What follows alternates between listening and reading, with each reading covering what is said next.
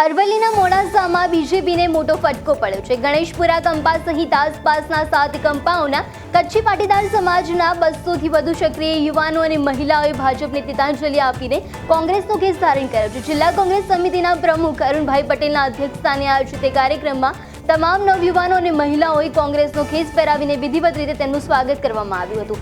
આ પ્રસંગે જિલ્લા કોંગ્રેસ મંત્રી અંબાલાલ પટેલ અને મોડાસા શહેર કોંગ્રેસ પ્રમુખ રાહુલભાઈ પટેલ ઉપસ્થિત રહ્યા હતા। મોટી સંખ્યામાં મહિલાઓની ઉપસ્થિતિએ પણ આ કાર્યક્રમમાં આકર્ષણ જમાવ્યું હતું।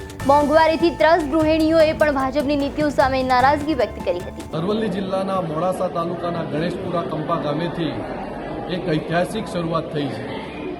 ગણેશપુરા કંપો અને આસપાસના 7 કંપાના કચ્છી પાટીદાર સમાજના ભાઈઓ અને બહેનો 200થી વધુ લોકો આજે કોંગ્રેસ પક્ષમાં જોડાયા છે, જેઓ હંમેશા ભારતીય જનતા પાર્ટીની વિચારધારા સંકળાયેલા હતા, પરંતુ ભાજપના ભ્રષ્ટ શાસન અને વિકાસની માત્ર વાતો થાય છે। ખેડૂતોના પ્રશ્નો હોય કે શિક્ષિત બેરોજગારોના પ્રશ્નોનો ક્યારેય નિકાલ થતો નથી। ત્યારે આજે ખૂબ મોટી સંખ્યામાં જ્યારે કોંગ્રેસ પક્ષમાં જોડાયા છે, ત્યારે જિલ્લા કોંગ્રેસ સમિતિના પ્રમુખ તરીકે